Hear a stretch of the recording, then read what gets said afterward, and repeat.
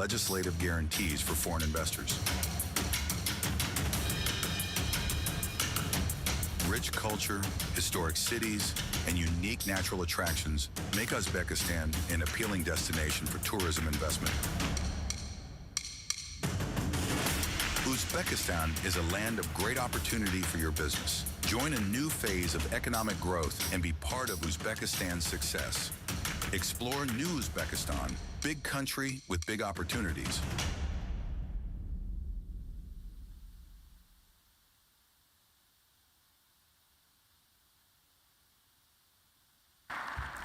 Well, as you can see, there's a lot going on. Thank you very much for joining us today, and nice to see so many familiar faces. Very warm welcome from me. I'm Jonathan Charles to our event today. I'm a geopolitical insight and strategy advisor. I'm also a former member of the executive of the European Bank for Reconstruction and Development, and I now advise the presidential administration and the government of Uzbekistan. Over the next couple of hours, we're going to be focusing on Uzbekistan, the big country with big opportunities.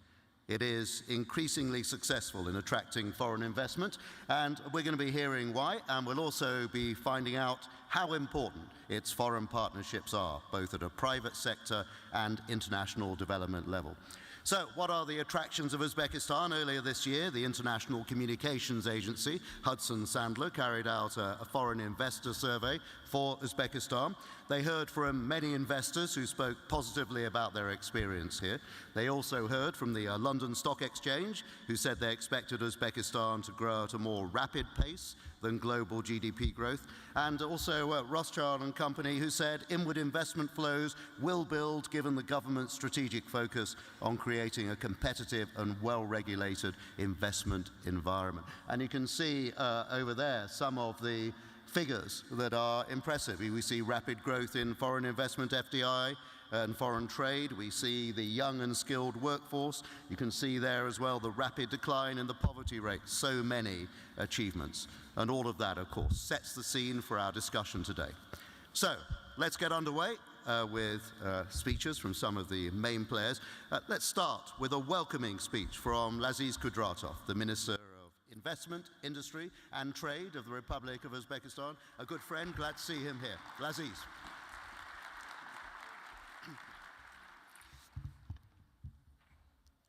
Good morning, dear ladies and gentlemen, distinguished guests, colleagues and friends. It's an honor to welcome you all in the historic city of Samarkand, a place that is not only a vibrant reality, but also a symbol of the legendary Silk Road. Samarkand, once the crossroads of ancient world, stands as a testament to the transformative power of trade. Merchants from both East and West gathered here to exchange silk, spices, metals, and most importantly, ideas. Today, as we gather for the 9th meeting of the Asian Infrastructure Investment Bank, it is fitting that our discussions echo this rich legacy of exchange. Just as the Silk Road facilitated the movement of goods and culture, so too will our conversations today spark new ideas and partnerships for the future. Through our ambitious reform agenda encapsulated in the 2030 strategy, Uzbekistan is reclaiming its historic role in global commerce. By 2030, our goal is to attain upper middle income status, with 85% of our economy driven by the private sector and 40% of our energy sourced from renewables. Our aim is equally ambitious in productivity.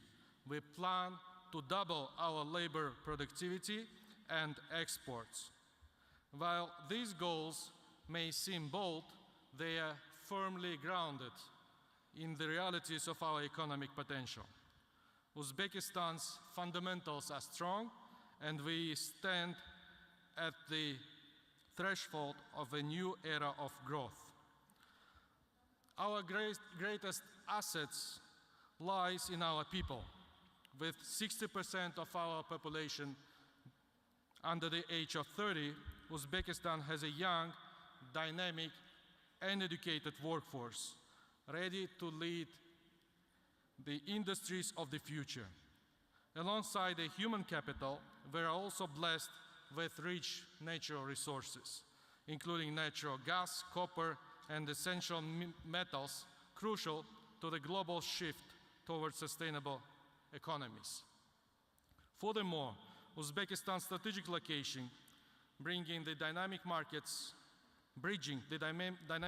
of Asia, the established economies of Europe, and the capital-rich Gulf, positions us as a vital hub for East-West trade.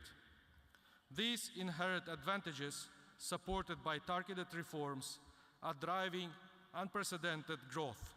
In 2023, Uzbekistan's GDP grew by 6%, and in just the first half of 2024, we accelerated to 6.4%. Our foreign trade surged by 25% last year, with an additional 8.5% growth this year. Foreign direct investment has been equally remarkable. From just 3.3 billion in 2018, FDI soared to 22.4 billion in 2023, primarily in energy, infrastructure, and technology sectors. This influx of investment has had a transformative impact. Industrial production has nearly doubled, reaching $56 billion, and poverty rates have fallen from 17% to 11% between 2021 and 2023. Ladies and gentlemen, in conclusion, I would like to stress that Uzbekistan is in the midst of a profound transformation, and we invite you to be our partners on this exciting journey. Your insights, your investments, and your collaboration will help us reach the heights we aspire to over the next decade. Here in Samarkand, we continue the timeless traditions of trade, negotiations, and innovations that have defined this city for centuries. Together, we will pave the way for a new chapter of prosperity for Uzbekistan. On behalf of the Ministry of Investment, Industry and Trade, I warmly welcome you and extend my sincere thanks for your presence and for your participation. Thank you very much for your attention.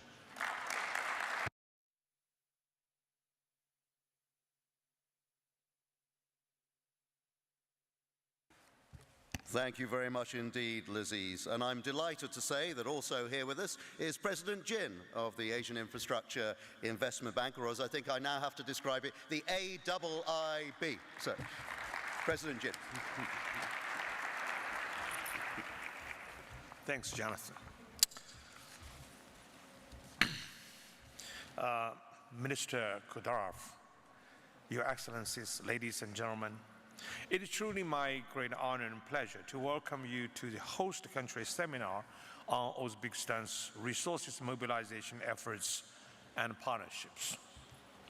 In recent years, Uzbekistan has implemented ambitious policy reforms, significantly expanding the private sector's role in economic growth. These reforms have unlocked new opportunities for businesses, increased competition, and increased opportunities for broader social benefits. Together, these reforms and impressive changes they have brought about have contributed to making Uzbekistan a key part of AIIB's investment portfolio today. Since 2016, our bank has approved 15 projects in Uzbekistan, totaling $3.1 billion, and placing Uzbekistan within our top 8 members by portfolio size. Moreover, I'm delighted to say that our pipeline of projects in Uzbekistan is expanding.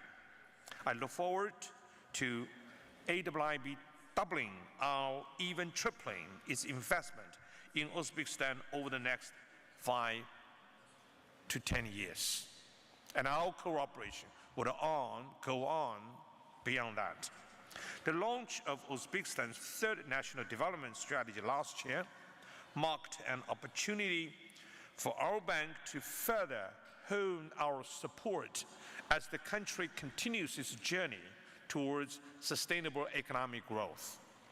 Our joint efforts reached a milestone this year in the signing of a 3-year investment program during Honorable President Mirziyoyev's visit to our headquarters in Beijing. The program will help guide AIIB's work in Uzbekistan with a focus on 3 main sectors: energy, water, and transport. In energy, AIIB is committed to supporting Uzbekistan's ambitious energy diversification commitments, including expanding renewable energy capacity and increasing efficiency in power generation.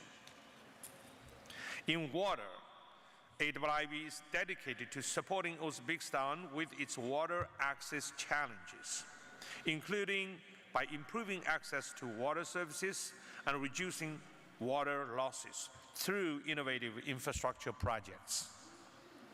In transport, our bank is committed to helping Uzbekistan build upon its hub location, including by enhancing the safety, efficiency, and sustainability of Uzbekistan's transport network.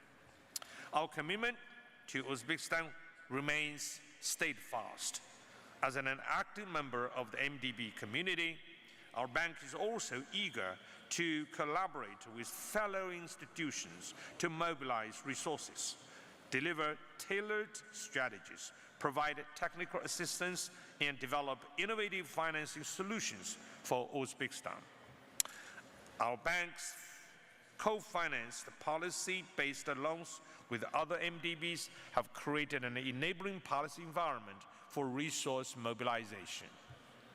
Ladies and gentlemen, these developments are just a glimpse of the progress we have seen in Uzbekistan over the past few years.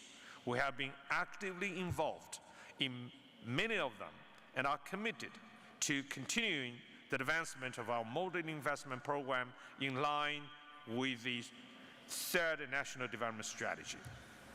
We in AIIB feel proud to have Uzbekistan as our partner, and we are confident in the sustained, successful progress this country is going to make.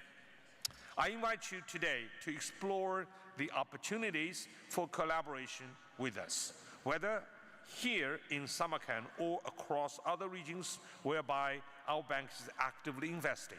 I wish you great success in all your endeavors. Thank you very much.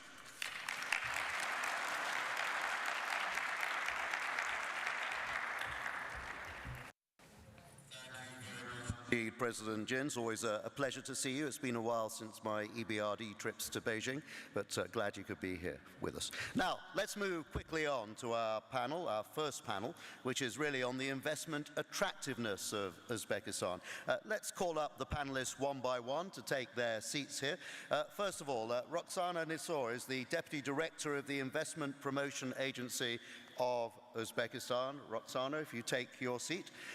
Next, we have Konstantin Limitovsky, Vice President of the AIIB. And also with us, Wensai Zhang, Managing Director of the World Bank, Chief Administrative Officer. Nikolai Podguzov, the Chairman of the Eurasian Development Bank. Diana Bezakova, the Director of the Tashkent International Arbitration Center. Nika Kurdiani, the Chief Executive here in Uzbekistan of TBC Bank Operations. And Dior Makhomedov, the Chief Financial Officer of BYD, of course, big investor here in the country. So, we are going to discuss some of the issues which we've heard about so far this morning.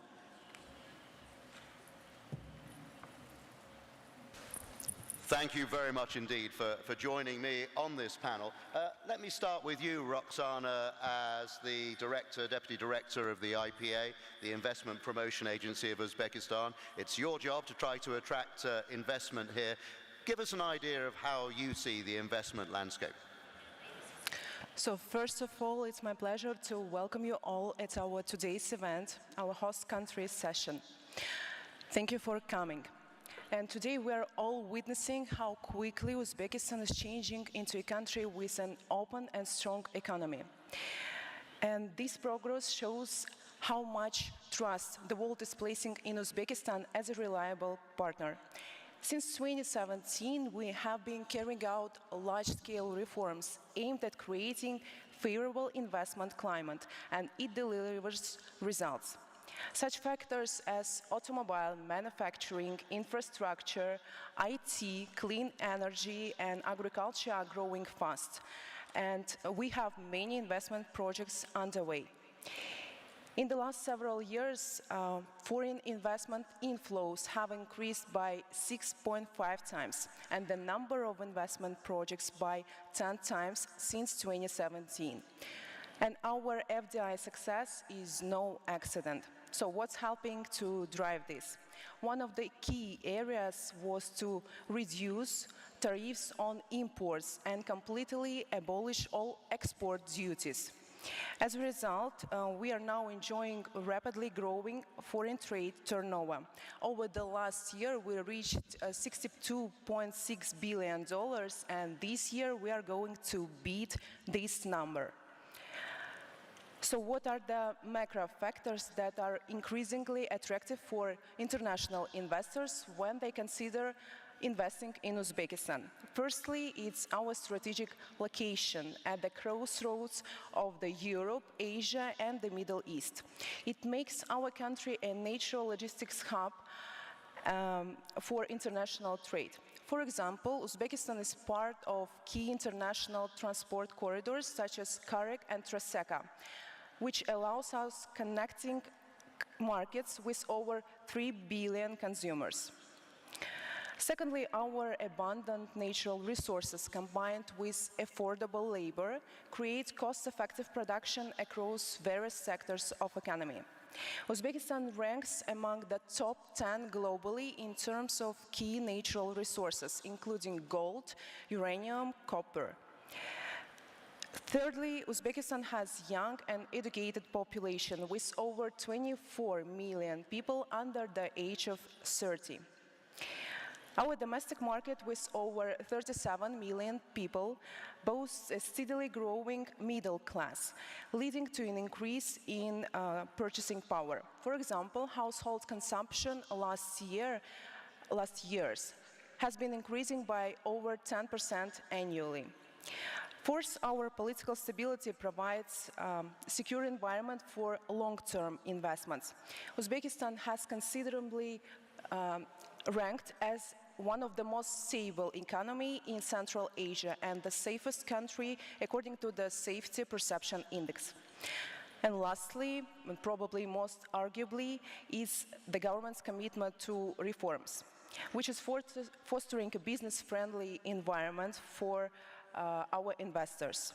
The reform work and commitment is ongoing. For example, currently we are working on new investment law, which has been created in close cooperation with our current investors. It will offer stronger guarantees for successful implementation of investment projects while enhancing investors' rights. One of the focuses for the future is on maximizing the country's potential as a transport and logistics hub by developing multimodal freight transportation and building new railways, such as China, Kyrgyzstan, and Uzbekistan. We'll also focus on fostering the growth of the services sector to ensure that we develop our non-industrial sectors as well. And all of these initiatives demonstrate our commitment to achieve 10% annual GDP growth, 40% of energy sourced from renewables, and 25% increase in foreign trade. So I have provided only brief information about the factors that are created in our country for investors, and much more you can find out at our new website portal, invest.gov.uz, which has been launched just yesterday, and I think my colleague Jonathan Charles is going to tell more about it shortly. So, ladies and gentlemen, on behalf of the Ministry of Investment, Industry and Trade, I can say that we are fully committed to supporting every investor who partners with Uzbekistan. From initial planning to project execution, our team is ready 24 hours a day, 7 days a week, to help you and to ensure smooth cooperation with you. But we cannot achieve our future goals alone, so we invite you, our partners, colleagues, investors, to join us on this journey. Thank you for your attention, and I hope for our future cooperation. Thanks. Roxana, thank you very much indeed. And yes, you're right, a little later on at the end of this panel, we can have a look at some of the pages from the new website, which will be eventually a one-stop shop for investors to go and have a look if they're interested in finding out about investing here in the country. Let's move on to Konstantin Limitovsky, Vice President of the AIIB. Konstantin, we heard from President Jin just how much the AIIB is doing here and the potential for more. Tell us how it looks, the country, from where you're sitting. Thank you, Jonathan. Very much similar to Mr. Jin. Minister Kudratov, distinguished guests, ladies and gentlemen, first of all, allow me to thank you very much for joining Uzbekistan and AIIB in this wonderful city, ancient city of Samarkand, for our discussions on the prospects of infrastructure finance, of the development trends and opportunities in this region and specifically in Uzbekistan. Many, many thanks. Uzbekistan is a founding member of AIIB and our leading and most active client in Central Asia, with $3.1 billion today in the portfolio, as President Jin has already said. It is the most diversified pipeline today, and we are growing it with the projects with a growing and diversified manner. Moreover, and importantly, Uzbekistan is a regional top growth and investment mobilization success story in the region for the last 6 years. And the reason is simple. Uzbekistan has a strong leadership, setting clear and concrete goals. As an example, clearly articulated in the recent program From Poverty to Prosperity. It has clear rules and developing legal framework, and it's also focused on clear means of achieving it, and including, among other, via consistent strategy for attracting investments. Uzbekistan National Development Strategy, Uzbekistan 2030, is perfectly aligned with AIIB values and mandate. And I would like to speak about those in the context of Uzbekistan. One of our top thematic priorities is to support sustainable infrastructure that boosts cross-country connectivity, economic cooperation, and trade. Here in Uzbekistan, 24% of AIIB current investment portfolio is dedicated to connectivity. Today, we're helping to develop road network in Bukhara region, which includes the international highway A380, which is part of Karak-2 international corridor connecting Mediterranean with East Asia.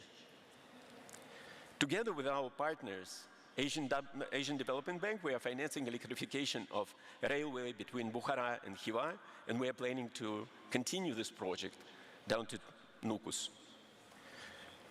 More road upgrade projects are being planned in Karakalpakstan and Khwarezm and the other important connectivity transportation projects in cooperation with our partners, World Bank, IDB and EBRD, and the others. But connectivity goes beyond the transport. Digital divide is a critical challenge for regional development. While 5G penetration is relatively good in Uzbekistan and Kazakhstan, they're among the lowest in Asia for the rest of the countries. Fiber coverage is also low and needs significant improvement. That is why we are developing our new project with Uztelecom. Our next top important objective is to support the efforts of our members to decarbonize and to develop infrastructure resilient to the effects of the climate change, and finance the measures helping the climate mitigation and adaptation.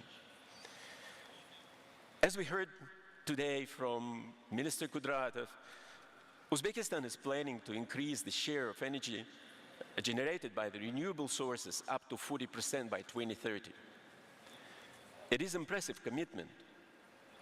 In support of that plan, AIB is financing and will continue financing renewable energy. And as an example, I would like to mention that together with the other development partners, we financed the 3 photovoltaic solar power plants sponsored by Masdar.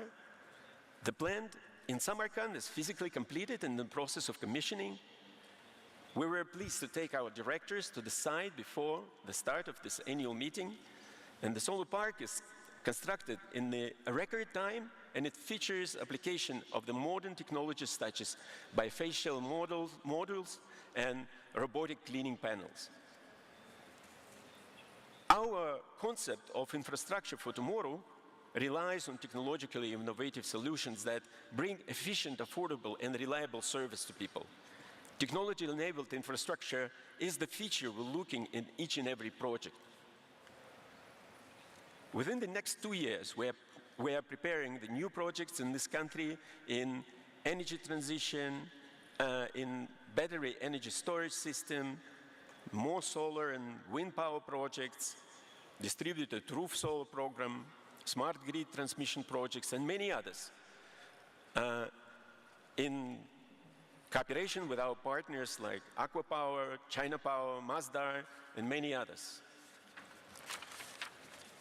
Early this year, in close collaboration with the Ministry of Investment and Trade and the other key infrastructure line ministers, we developed a 3-year rolling program amounting to $2.6 billion for 12 projects. President Jin mentioned that a few days ago. Actually, we reviewed the program and agreed to expand it to exceed $4 billion for the next 3 years. Within the program, we plan to finance education infrastructure, roads and highways, helping connectivity, energy renewables and transmission, urban infrastructure in New Tashkent, irrigation, water supply and sanitation, and many other industries. That is why, like many other investors, Uzbekistan is our success story, which we are gratefully proud of. And our impact can even be greater when we look together with the development partners and private investors into the challenges of infrastructure gap. So far, AIB has mobilized over $11 billion for private sector investors for green infrastructure projects globally. Impressive this number as it is, it represents only 20 cents of private capital per each dollar of our investment. So we are taking our first steps in this journey. I'm confident that we can and should aim to mobilize 1, 2, and more dollars each dollar of our investment if we are serious about addressing the climate change and infrastructure gap in this beautiful region. Making this happen will be our top priority. Thank you. Thank you very much indeed, Konstantin, and nice to see you here. Let us move on to the World Bank, which I know is very active as well here in the country. I often see members of the World Bank team here. I'm glad to see as well they're at the event today. Active as well, the World Bank, through the IFC as well, not just through World Bank operations, but through activity with the private sector done through IFC too. With us is Wensai Zhang. Wensai, tell us how, from World Bank's perspective, the investment landscape looks here. Okay. Jonathan, thank you, colleagues, Minister. Good morning. I'm so pleased to come back to the Central Asia. In my previous capacity in the government of China, Ministry of Finance, and also ADB Vice President there, and also China Exim Bank, dealing with the international operations. Now I'm in the World Bank Group, so I'm pleased to come and to share how the World Bank Group supports the Uzbekistan. So in the coming days, first let me say that I can see over the past 7 years, Uzbekistan really has emerged as one of the world's leading reformers. I really want to recommend the Uzbekistan government on many reforms they have implement.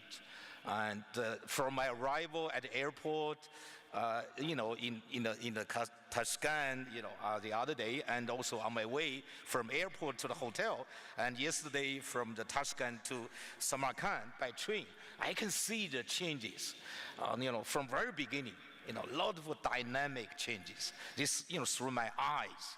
I visited the country many times, but after a few years, coming back, I really noticed the great changes. And I think the government have done a lot of reform. I really want to commend, including, SOE reform, financial sector reform, pricing reform, and also tax reform, administrative reform, and also social protection system reform, among many others. I can name many reforms, right? I do see with the reform, we see the concrete result, the impact of reform, right? So, I can see the country enjoy a relatively high growth, over 5% GDP growth since 2017. Minister mentioned about the first half of the year, you enjoy 6.4% even, right? So I think your country is like one of the, fast-growing economy in the region. And I also noticed that you achieve a lot on the poverty reduction side.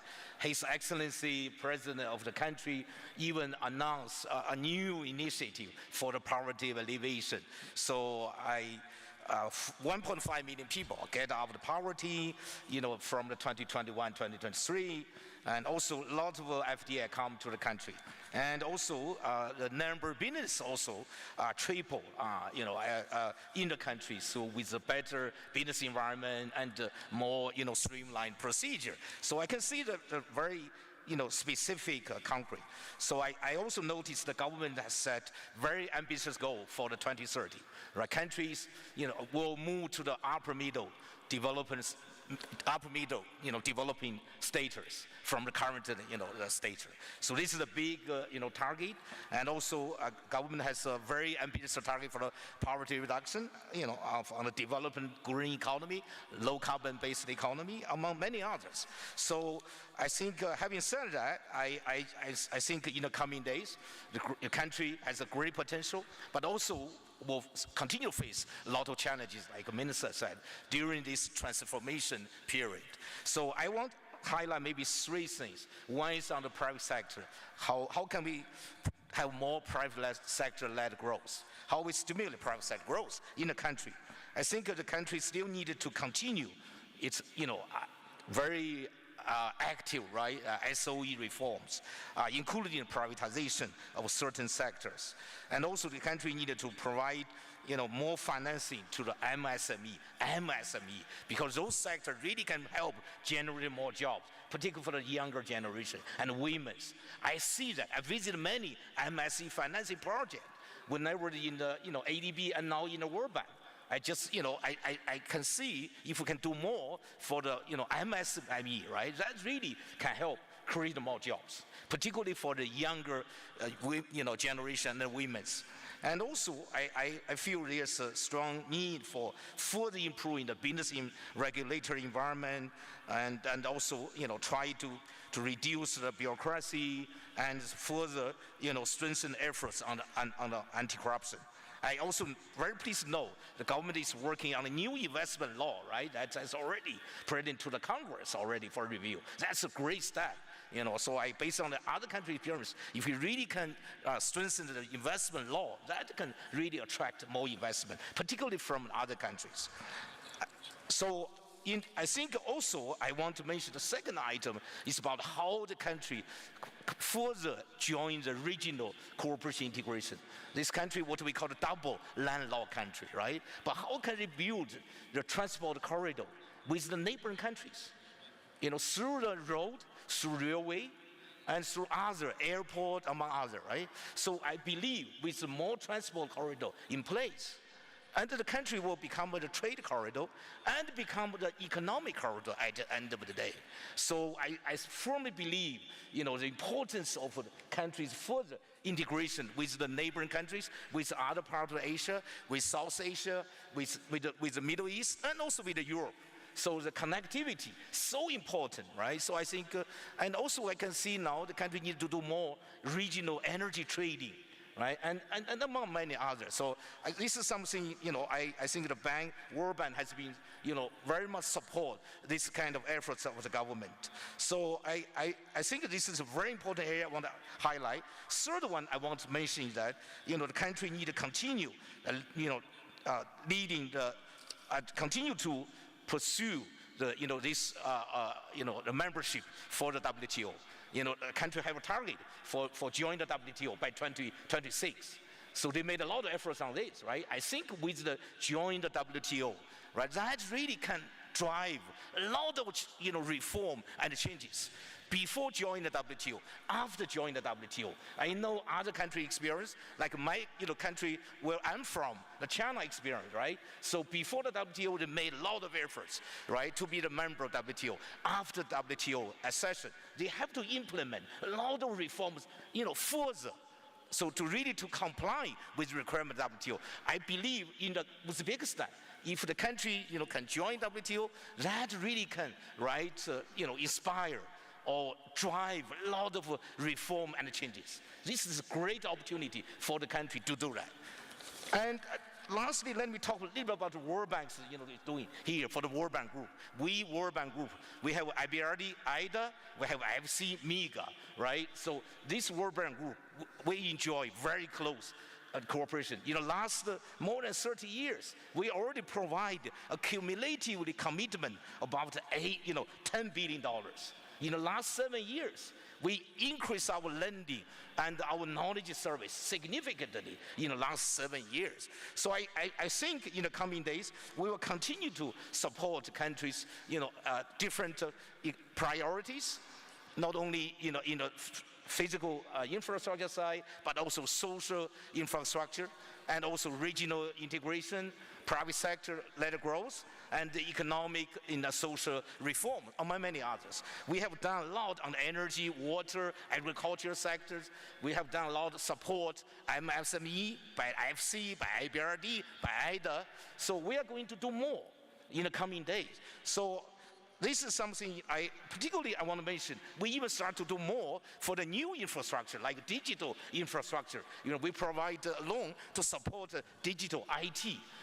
I know the country try to be an IT hub in the Central Asia. I do believe, they have the potential to be the regional IT hub. So we are going to support them. So this is something I want to mention. We are working with, very closely with the AIB, ADB, and other multilateral, bilateral development partners to support the country with more co-financing. With the AIB, I can tell you, colleagues, we work with the AIB for the, the rural infrastructure development program. We are working with the AIB, also support the medium-sized city, right? Integrate the urban management program. So we are going to do more. I just met the VP. I'm going to see Mr. Jin. We are going to talk about that, in the coming days. So finally, colleagues, I just want to see that we should continue support Uzbekistan government, right, for the reform, for the development initiative, and for, so I course, we should help them to mobilize more resources. We should help them to catalyze more private sector investment, not just from our own money, but also more private sector investment in the country. So like, World Bank groups like IFC, MIGA, they can do more in addition to IBRD IDA's efforts, because we are going to increase our guarantee operation even more in the coming days. With more guarantee, I'm quite sure the private sector will come. Right? So I think this is so important message I want to tell you. And also we are working on IDA 21 replenishment.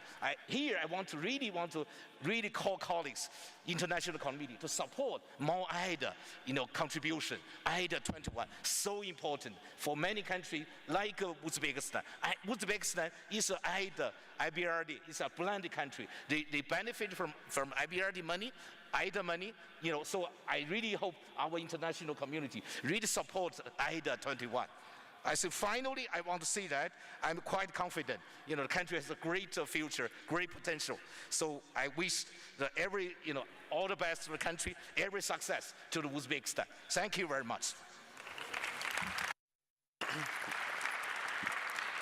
Thank you, Wensai, and thank you for that passionate plea for IDA as well. You're right, it is so important for development.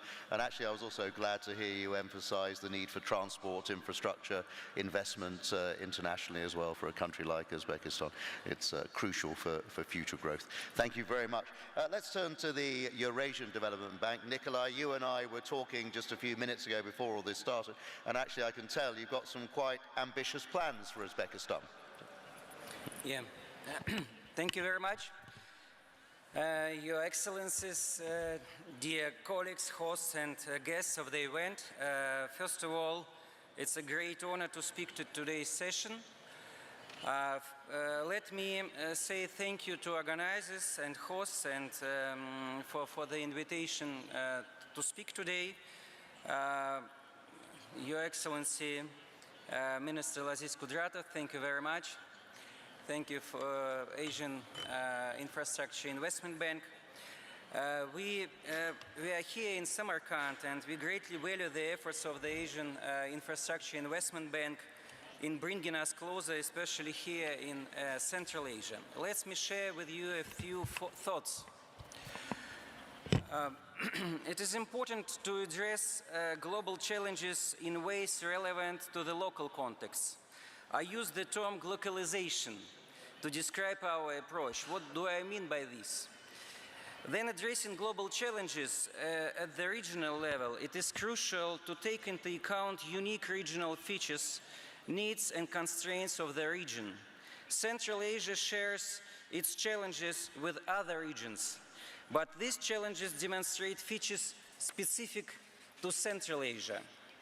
The global challenge of sustainable economic growth is particularly relevant for Central Asia. But for Central Asia, the goal is to achieve not only sustainable but rapid growth. It is needed to shorten the income gap with rich countries. The second challenge is connectivity. Central Asia is a region where 5 out of 5 countries are landlocked, and the Republic of Uzbekistan is double landlocked. Better connectivity will help transform landlocked countries into land-linked countries. Eurasian Development Bank promotes the concept of the Eurasian Transport Network. The idea is that east-west and north-south transport corridors should complement each other. The synergy between them could yield up to 40% of additional traffic. The third challenge is access to water. The region currently loses up to 40% of its irrigation water and more than 50% of its drinking water. Modernizing irrigation systems and implementing water-saving technologies are key. This is what President Shavkat Mirziyoyev has been talking yesterday at the opening ceremony. Addressing all these challenges requires deep knowledge of the region, unique project expertise, substantial capital investments, and cooperation. Our panel today is on Uzbekistan. The title is Big Country with Big Opportunities, and this is definitely true. All these challenges that I mentioned could be turned into the opportunities for the country. Since 2017, Uzbekistan has become a growing hub of opportunities. Under the leadership of President Shavkat Mirziyoyev, the country has been transformed by far-reaching and forward-thinking reform. Uzbekistan economy is growing far quicker than other world countries and emerging market countries. The number of companies with foreign capital has almost tripled since 2017. These numbers demonstrate Uzbekistan's growing economic appeal. The largest population in the region provides solid foundation for the rapid industrial growth. And after all, we see how strong the boxing team in Uzbekistan, 5 gold medals at Paris Olympics, which is outstanding result. Congratulations. Now back to business. Non-sovereign investment is key to further sustainable growth, and international financial institutions can help in attracting more of them. Here, the whole family of multilateral development banks comes into play. Should MDBs cooperate and why? Definitely they should cooperate to foster the sustainable development goals achievement. The economic development of Uzbekistan and other countries in the region requires constructing large infrastructure projects, hydropower plants, roads, other important infrastructure. Not a single financial institution would finance a multi-billion project alone. Development institutions should jointly mobilize financial resources for such projects. And we see 7 key areas of cooperation of MDBs. First of all, this is cooperation in mobilizing capital to share the burden of large development projects. Secondly, cooperation in capital markets to raise funds effectively. Thirdly, we need to promote and cooperate in local currency financing to reduce budget risks for our member states. To share project expertise is crucial to provide project execution in the best effective way. Joint research projects will open new horizons for cooperation and to combine knowledge. It is very important to coordinate technical assistance, to kick off new projects, and definitely joint implementing of cross-border projects. This is an area where it is impossible not to cooperate. Eurasian Development Bank is keen to cooperate with other MDBs. We would be happy to advance our cooperation with Asian Infrastructure Investment Bank and other MDBs, which are active in Central Asia and Uzbekistan. Thank you once again for this opportunity to speak, and let's develop Uzbekistan and Central Asia together. Thank you very much.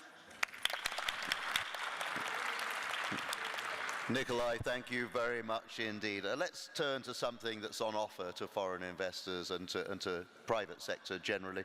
I'm glad we're joined by you, Diana. You and I have talked before about the importance of arbitration. Tell us, what it has to offer investors. Thank you very much, Jonathan, for having me. It is my absolute pleasure and delight to share the stage with my fellow co-panelists.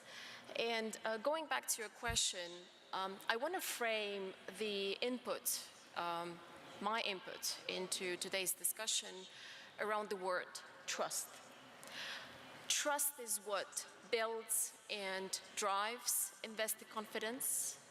And in my humble opinion as a legal practitioner, I would say that institutions that promote stable and predictable legal environment, they are the ones that contribute to that trust. And again, these institutions also include those that facilitate access to justice and to dispute resolution mechanisms. And I know for a fact that business and non-legal people, they have a sense of discomfort when they hear the word dispute. And we always say that disputes are inevitable. They're part of our life, they will happen. And this is particularly true when there's intensive economic activity. What is crucial in that context is to essentially have a reliable dispute resolution framework that would facilitate prevention and avoidance, as well as resolution, effective resolution of those disputes. And when it comes to dispute resolution mechanisms, I think there's universal consensus among many experts, including economists, that investors prefer arbitration over any other dispute resolution mechanisms. And the reasons for that are fairly simple. Investors can choose arbitrators, or in plain English language, judges that would have specific expertise to resolve a particular dispute. And this is very relevant to construction or infrastructure sector, where disputes can be very technical. Investors also can choose in arbitration the applicable law, and that could be English, Chinese, French, Swiss, Uzbek, depending on the parties' agreements. Investors can choose the language. Again, it can be English or any other language of choice. And what's paramount and crucial is that the arbitral award, or the final judgment of an arbitrator, can be enforced, or in other words, executed in over 170 countries of the world under the New York Convention. And importantly, this benefit is not available to court judgment. So for example, if you have an English court judgment or a US court judgment, you may not be able to enforce it outside of the country where it's issued. And turning to Uzbekistan, it has indeed, in the opinion of many experts, taken significant strides to put itself on the map of investments and business as an arbitration-friendly jurisdiction. It has adopted the new law, which the UN Commission on International Trade Law has recognized as compliant with international best practices and standards. It has established TIAC, or Tashkent International Arbitration Center, where I serve as the director.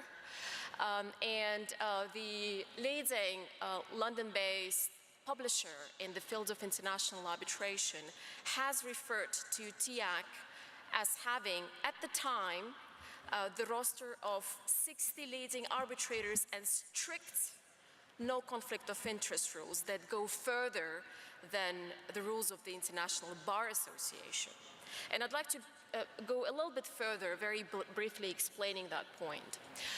We are being regularly asked who makes decisions under the TIAC rules before the case file is transferred to the arbitrators. And there are, plethora of procedural decisions that need to be taken before the file can be transferred to the arbitrators.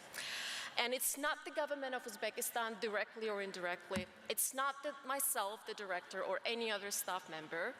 We have an independent body of experts. We call it TIAC Court of Arbitration, that is composed of 5 leading arbitration practitioners that are based in Hong Kong, the US, the UK, the UAE, and Sweden. All of them have extensive institutional experience, and these are the people or individuals that have exclusive powers to make decisions under the TIAC rules before the file or the case materials are transferred to the arbitrators. And you can see that one of our court members is a former Deputy Secretary General of the Hong Kong International Arbitration Center. So before stepping into the role of the TIA court member, he has been in the leadership role of the top institution, in the top arbitral institution in the world. To date, we have administered over 70 cases with international element, and some of those cases filed against the largest and very well-known Uzbek organizations operating in the region, and successful outcomes have been obtained for those claimants seeking the relief with those organizations. We've had parties from Hong Kong, Singapore, China, Italy, Netherlands, Kazakhstan, Russia, Moldova, and of course Uzbekistan. And last but not least, there's a track record of numerous court judgments in Uzbekistan enforcing the awards, or again in plain language terms, the judgments of the arbitrators in Uzbekistan against largest Uzbek entities. This is all public information. I can share with all of you the details. But what it essentially says is that Uzbek judges support arbitration, they support and respect arbitral awards and execute them, even if they're rendered against Uzbek entities. That's all from my side, and I remain available for any questions that you may have. Thank you. Diana, thank you very much indeed, and I'd advise everybody to check out the TIAC on the website, because it is doing a very impressive job fulfilling an important gap actually in the market. So thanks a lot, Diana, for coming along to explain that. Let's turn to the private sector now. Nika, TBC Bank certainly have a lot of ideas for expanding operations here. You're a Georgian bank, but actually you've alighted on Uzbekistan as an important market. Firstly, thank you for the invitation. It's a pleasure and honor to be here. Yes, let's move to a concrete case of investment. I represent TBC Group. Initially, it is a Georgian banking institution which expanded in Caucasus and later got premium listed in London. So we are a premium listed company in London Stock Exchange, member of the FTSE 250 index. And now, since 2019, we are also present in Central Asia, in Uzbekistan. In Georgia, we hold a very big market share, around 40%. So at one point, Georgia is a small country, 3.5 million people. At one point, we understood that we have to grow outside Georgia. And in that case, when we did a very thorough analysis, and it was not a work of 1 year, we several years were working on choosing the right place to go. We decided to go to Uzbekistan. Now, why we did so, apart from very strong cultural and historic ties with Uzbekistan, the country offers massive potential in terms of many things. Firstly, if we talk about the growing population, there are not many countries in the world which add 1 million people a year approximately. There are not many countries in the world which have 60% of population below 30 or actually 29 years old. There are not many countries in the world which actually are as digitalized as Uzbekistan is, and this is something that many people and many companies do not know actually, and I will switch in a sec to what we do in Uzbekistan, and this is one of the key points that was for us matter of success. What we do in Uzbekistan is we run a fully digital operations. There is not a single process behind which there is a human being. It's a digital financial ecosystem. In this ecosystem, we have already 3+1 companies, one awaiting the licensing. This is a digital bank. This is a payment aggregation institution, and this is a BNPL/POS lending institution and an insurance company coming up. All of them fully digital, all of them fully automatized. And we are present here since second half of 2019. We broke even in 2 years. The bank broke even in 2 years. For those of you who know our business, basically you know that there are not many cases in the world where digital banks are breaking even in 2 years. So, and this is digital, everything is digital. So if we would not have the infrastructure, and when I say infrastructure is governmental services, people having smartphones, internet penetration in the country, people's eagerness, digital savviness, so to say, we would not be able to penetrate the market. Currently, we serve around 16 million people in Uzbekistan through our services. This is our registered customer base, out of which more than 5 million already are monthly active transactionally, which means that we have massive activity rate through digital services. If the country would not be able to host digital player like this, we would not be able to build up the story in just 4 years.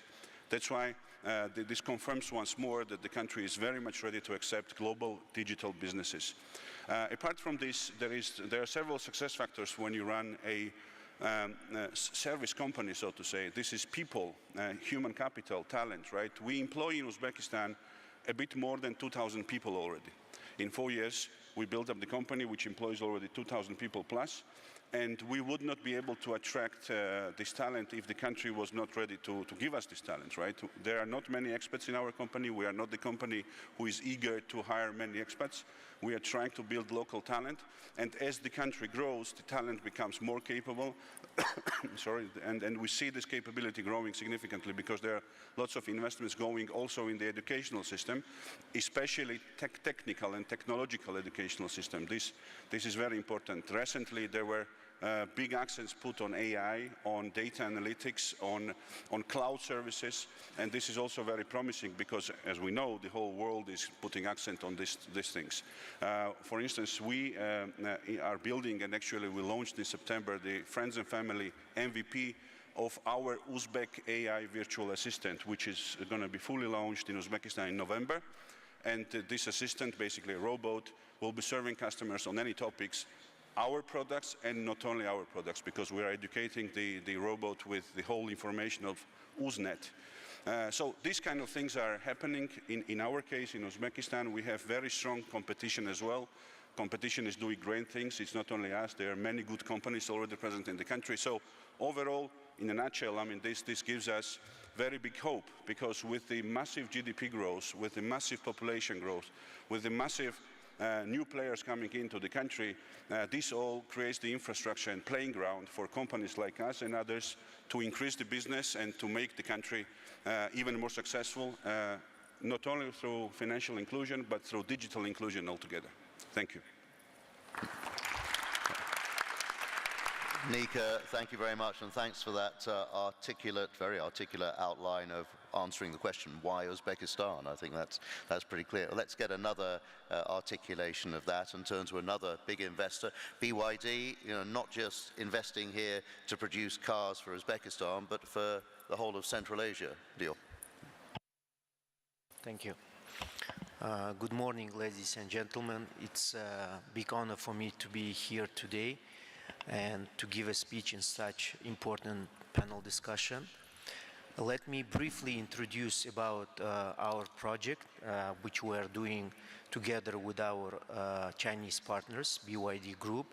It's the production of electric and hybrid vehicles under the BYD brand in the Republic of Uzbekistan. So our journey began in February 2022 by signing an MOU between joint stock company Uzauto and BYD Group. In December 2022, we already signed the charter fund, the agreement, the founding agreement, and the agreement of the establishment of the joint venture BYD Uzbekistan factory. And in March 2023, already we started the sales of the cars under the BYD brand. Today we have already 18 official dealers and after-sales service centers which provide the warranty for the cars for 6 years or 150,000 kilometers, and for batteries for 8 years. For the first time in the history, we launched the Uzbek and Russian language to the multimedia system. We also provided the mobile application from which our clients can remotely control their car. To our clients, we provide the Uzbek SIM cards for 2 years with 2 gigabytes monthly for free. So for 2 months they can use this SIM card while through the multimedia system.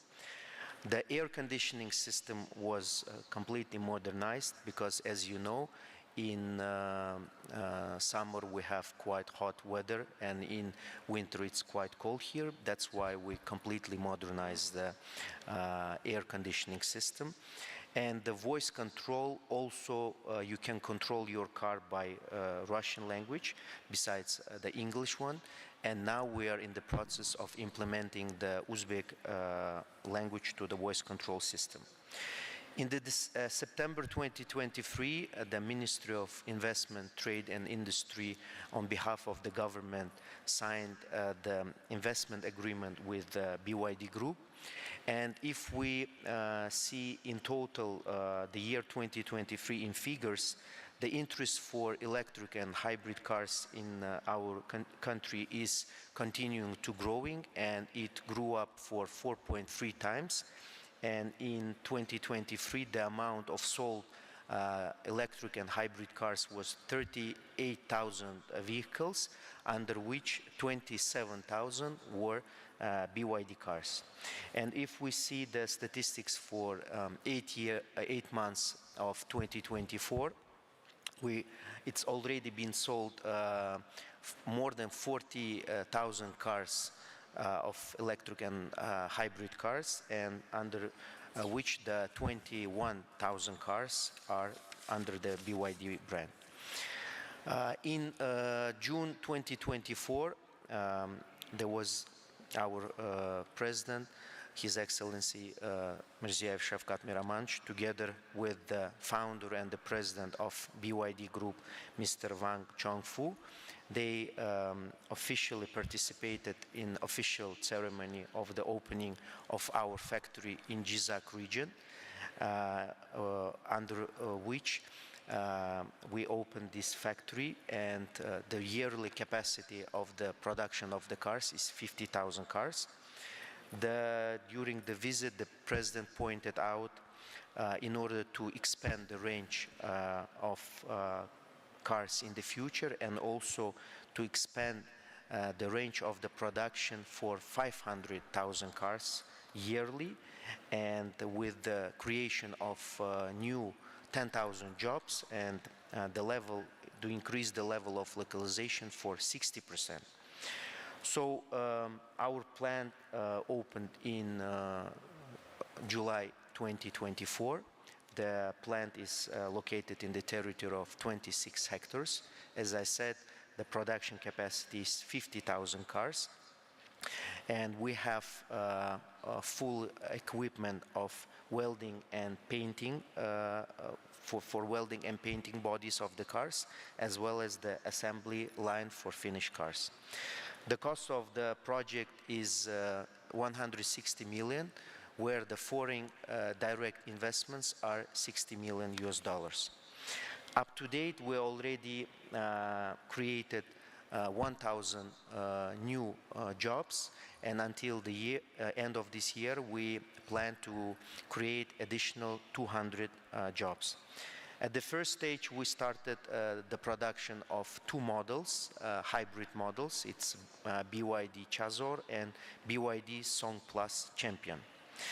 And we're also planning to gradually localize the company spare parts in domestic enterprises, including glass, seats, plastic parts, and bumpers, and the first stage with a gradual increased list of localized parts. So this is the brief information about our joint project with our partners, and we hope that this project will be a sort of success story in future cooperation between Uzbekistan and China. Thank you very much.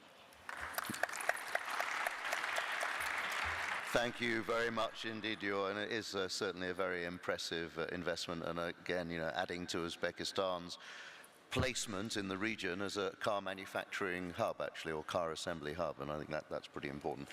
Thank you very much to all of our panel, our first panel. It was a fascinating panel.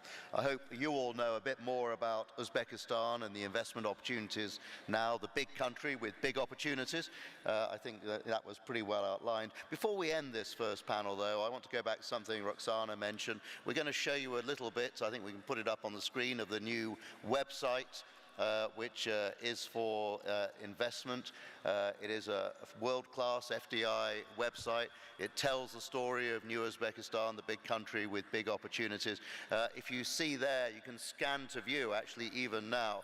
If you take your smartphones, it should take you through to the site, but you will find the site anyway there, and it will be a one-stop shop for investors. Eventually, it will be the single window which investors go through in order to access what they need for investing in the country.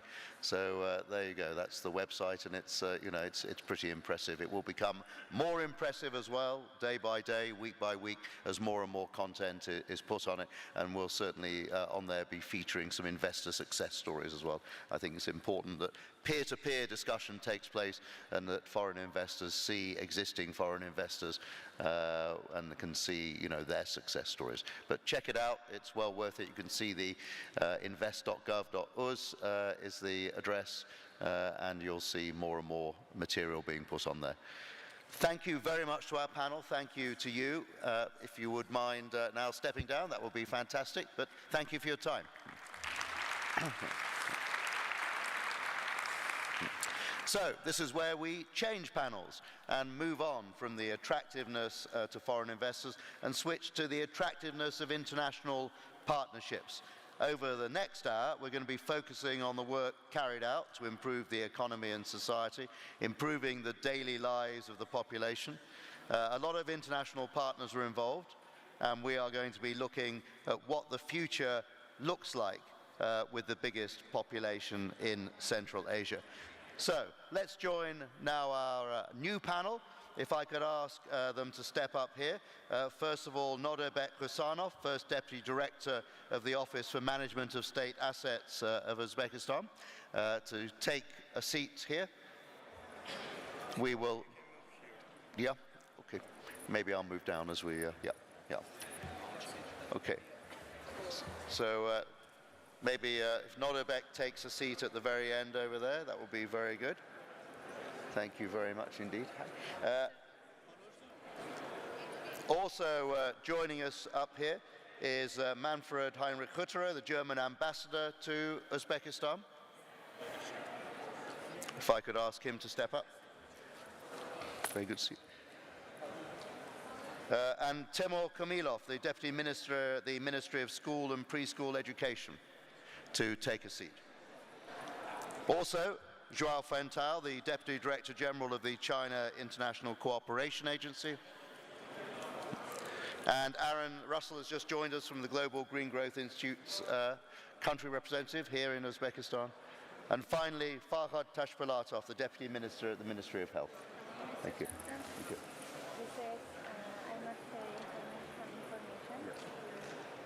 Which has not been changed.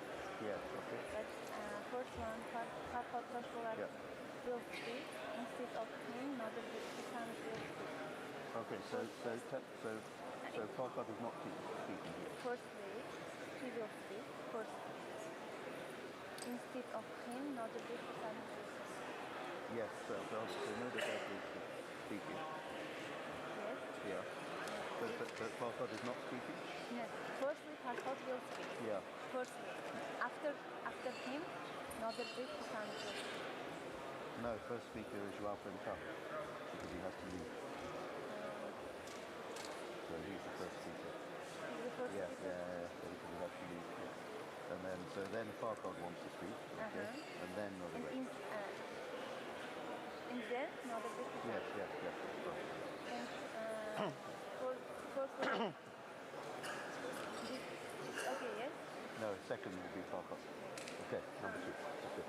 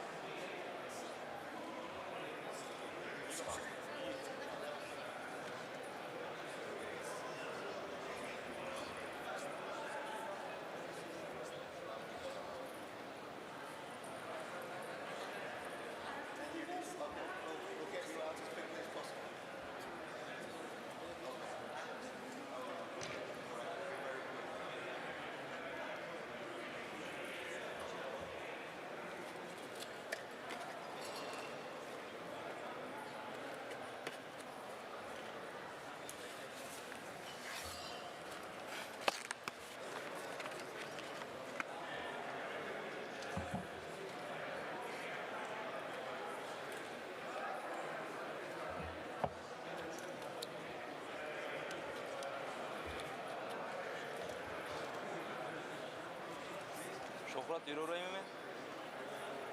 Sudan maçlar şey mi yürü oraya mı?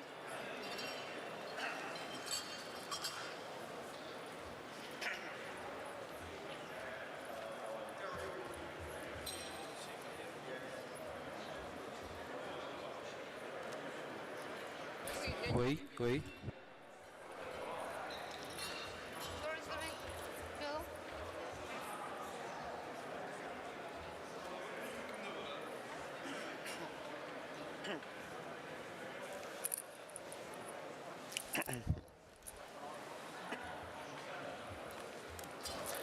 Ladies and gentlemen, if I could ask you to take your seats so that we can move swiftly on. So.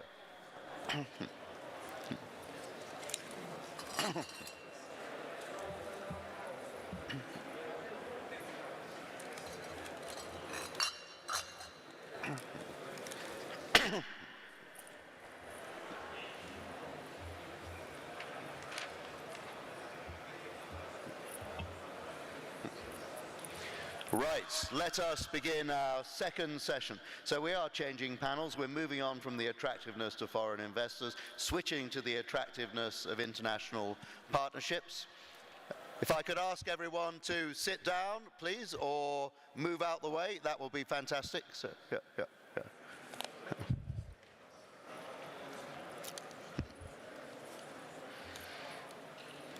So let's look at the focus on the work being carried out to improve the economy and society, improving the daily lives of the population. A lot of international partners are involved. We're going to be looking at what that means, what the future looks like for the country with the biggest population in Central Asia. Joining us is our distinguished panel, and some of them have to leave, I'm afraid, fairly quickly, so we will ask them to speak first. And first of all, I'd like to ask Joao Fentao, the Deputy Director General of the China International Cooperation Agency, to speak about how he sees and how the agency sees cooperation with Uzbekistan.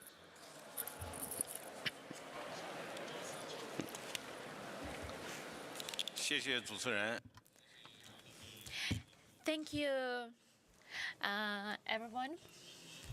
China and Uzbekistan are friendly neighbors with a common destiny. Over the past 30 years since the establishment of diplomatic relations, China has been committed to providing support for Uzbekistan economic and social development through bilateral cooperation channels. The cooperation between two sides in various fields has been continuously expanded, and the cooperation projects have achieved fruitful results. China's investment and financing in Uzbekistan was nearly $4.1 billion, and the bilateral trade volume exceeds $14 billion. China has become Uzbekistan's main investment partner and largest trading partner. China and Uzbekistan are good neighbors and good brothers.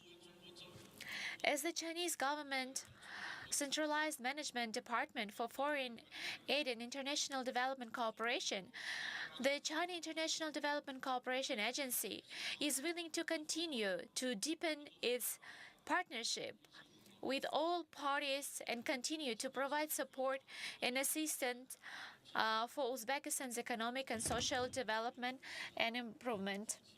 In conjunction with the host questions and today's topic, I would like to share a few opinions from our new perspectives. First, we need to create new development opportunities. At present, China-Uzbekistan relations have been upgraded to a new era of all-weather comprehensive strategic partnership. The Belt and Road Initiative and the Global Development Initiative proposed by President Xi Jinping are highly consistent with the new Uzbekistan strategy. In July this year, the third plenary session of 20th CPC Central Committee was successfully held, which clearly stated that traditional industries should be transformed and upgraded.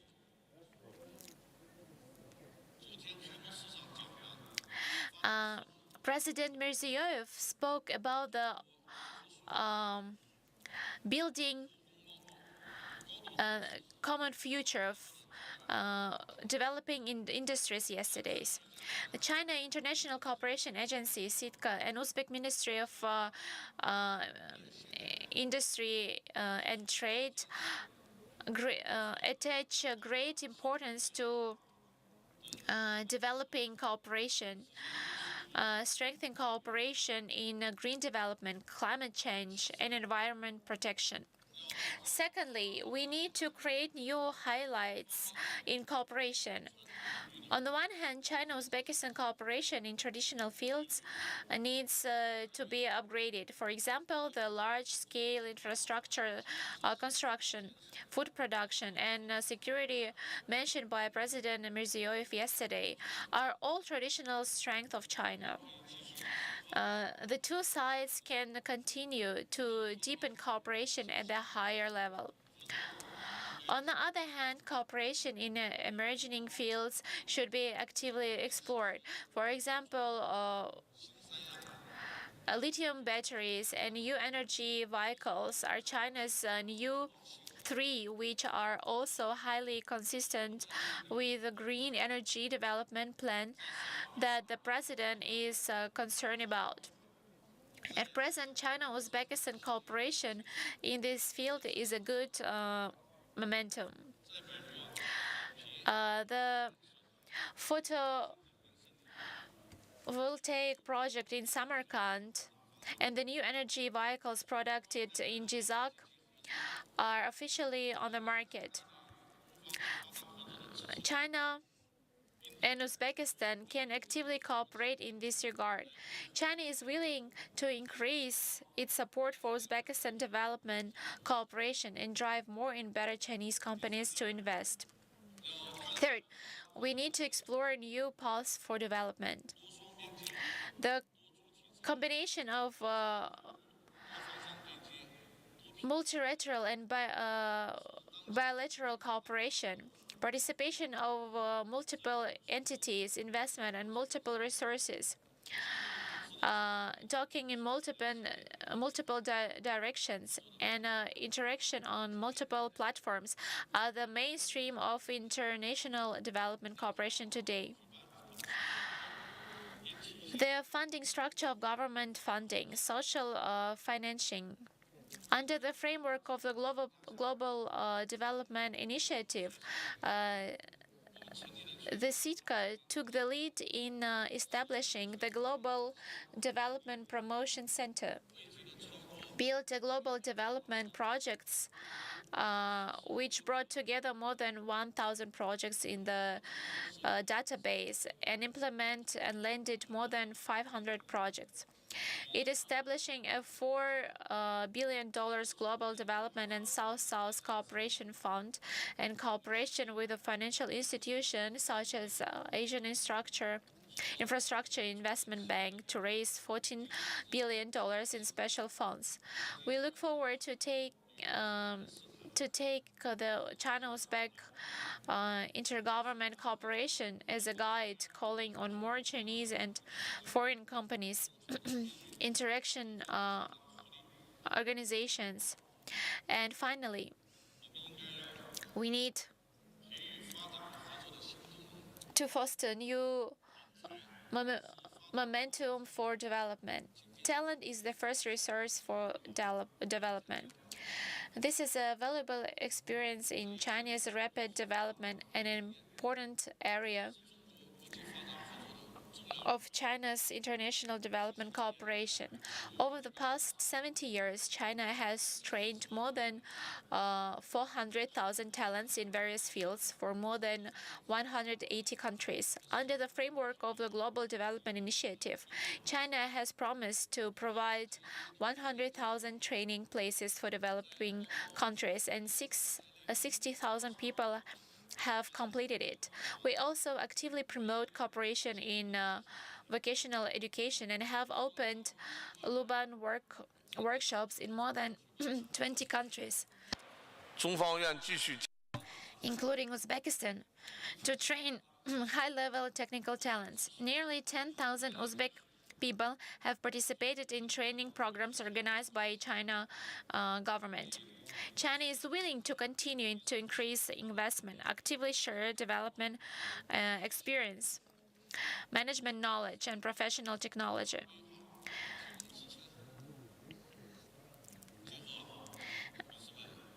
Dear gentlemen, ladies and gentlemen, there is an old Chinese saying that the road is long and difficult, but if you keep going, you will reach your destination. The road to development is full of opportunities and challenges. As long as we move forward together, we will have a promising future. China is willing to work with Uzbekistan. Thank you so much.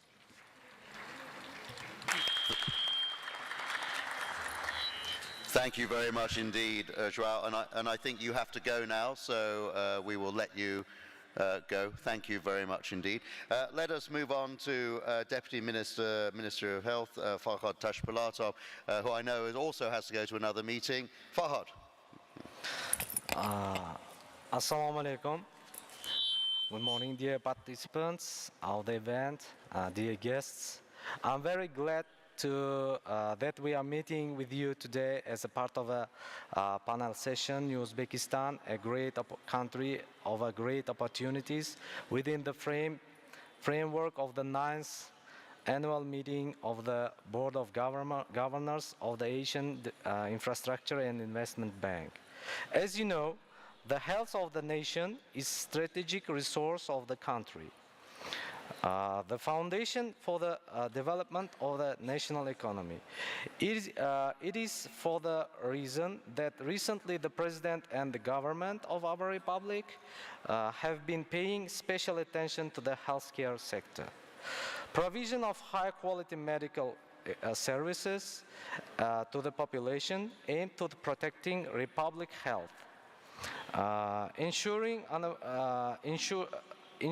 universal access to high-quality medical care, widespread adoption of the health lifestyle in society, strengthening the material and technical base of medical facilities is one of the most important areas of development the new Uzbekistan. In our country, number of legal acts have been adopted that regulated the sphere of public-private partnership. In particular, law of PPP, the resolution of President, and recently the resolution of the government of Republic of Uzbekistan. At the moment, our country is undergoing a major transformation of all directions. In ancient times, the territory of present day Uzbekistan was cradled of two great periods of Renaissance, the first and the second Renaissance. Thanks to the personal initiatives of our estimated His Excellency President of Republic, Mr. Shavkat Miromonovich, today's new Uzbekistan and third Renaissance find a response in our lives and inspire our people to great goals. In recent years, the healthcare system of Uzbekistan has been transformed based on completely new approaches. In 7-year strategy for the development of the healthcare system of Uzbekistan, entitled Health of the Population 2030, is currently being developed jointly with qualified experts from international organizations. The leader of the two fraternal states hold bilateral meetings as part of their visits to multilateral forums and constantly maintain bilateral dialogue by telephone conversation. Dear guests, at this point, I would like to ask you to pay attention to the screen demonstration, please. Thank you very much. For 5 minutes.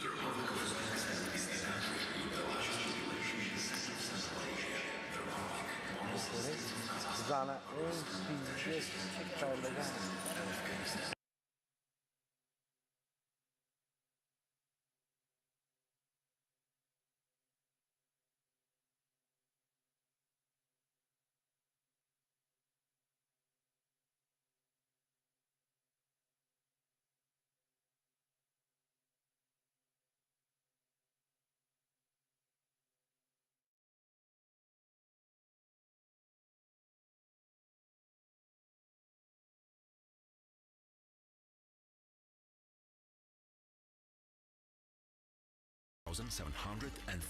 beds, 17,367 doctors, 26,489 mid-health workers are employed in the private sector. Nowadays, 159 private hospitals operate in the Republic with the participation of investments from 20 foreign countries. The number of private hospitals in Tashkent is 1,700, 750 in Andijan region, 650 in Samarkand, Kashkadarya and Tashkent regions. Private medical institutions provide 2,250 types of medical services in 200 specialties. The share of the private medical sector in general healthcare in the Republic reached 30%. There is also an increase in private medical organizations to an average of 600, 700 each year. The state considers the private sector as its partner. The number of private hospitals that provide medical services to socially vulnerable patients by public order has grown to 53. As of 2025, the private medical sector in Uzbekistan is estimated to cover the existing 50-60% patient size and load of the public health sector. A number of benefits were introduced to the private medical system.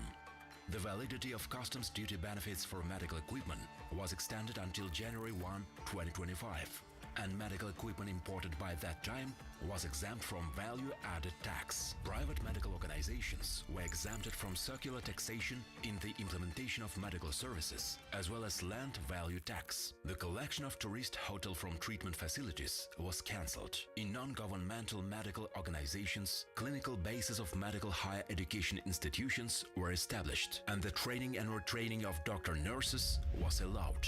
Graduating young professionals were allowed to work in private hospitals for 5 years without a qualification category. Due to customs privileges, the number of foreign investors who want to move their clinic to Uzbekistan or open a branch is growing. Today, the number of foreign medical institutions has grown to almost 160 on the basis of public-private partnership. 53 projects, agreements worth 656 billion sums were signed. The total value of the portfolio of large international projects formed in the Republic is $1.8 billion.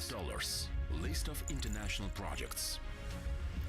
In accordance with the Presidential Decree number 308 of 30 August 2024 on measures to develop public-private partnership in the Republic of Uzbekistan for 2024 to 2030, a number of projects in the field of medicine are planned. With the support of the International Finance Corporation, many projects are underway. Project to build radiotherapy centers in Khorezm, Samarkand and Fergana regions. Project to establish a multidisciplinary hospital with 800 beds in the Fergana region. Project to organize medical examination and diagnostic services in Jizakh, Namangan, Kashkadarya regions. Project to establish multidisciplinary hospitals in Bukhara and Andijan with the support of the Asian Development Bank.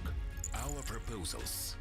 We are ready to give 5 centers across the Republic to trust management. In the coming days, the newly established Republican Specialized Scientific and Practical Medical Center of Oncology and Radiology, multidisciplinary clinic of Tashkent Medical Academy with 1,500 beds, Republican Specialized Scientific and Practical Medical Center of Cardiology designed for 250 beds. Republican Specialized Scientific and Practical Medical Center of Endocrinology, named after academician Truakulov, designed for 300 beds. Republican Thoracic Surgery Center, named after Vahidov, designed for 360 beds, will be given to the trust management.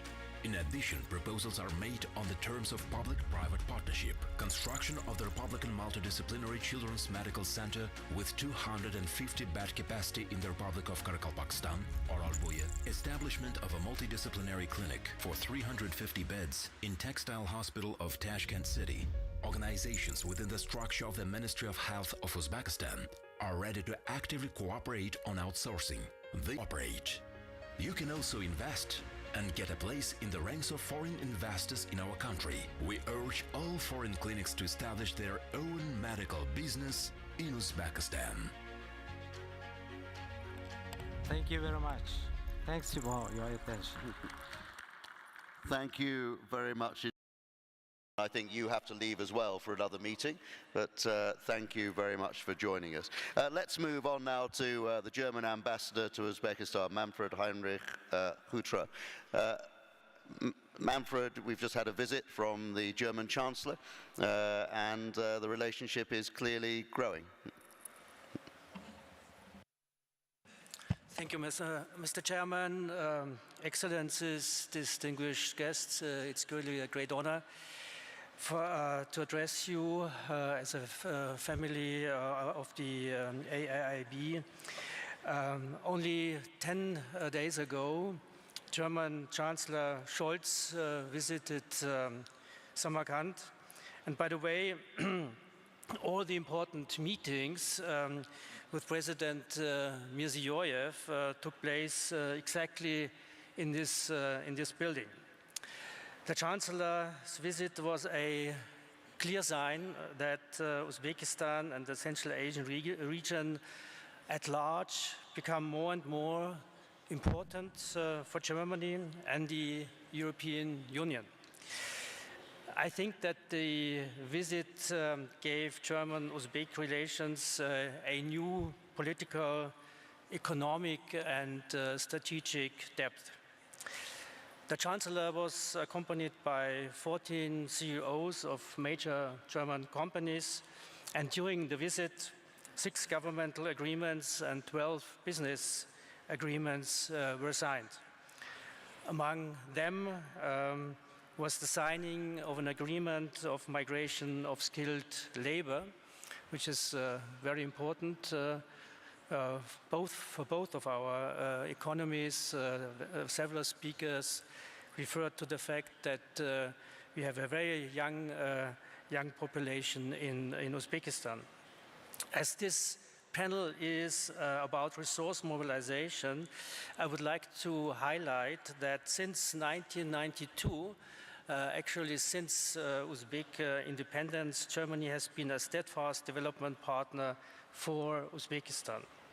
Our cooperation has intensified in recent years as Uzbekistan pursues an ambitious reform agenda under the leadership of President Mirziyoyev.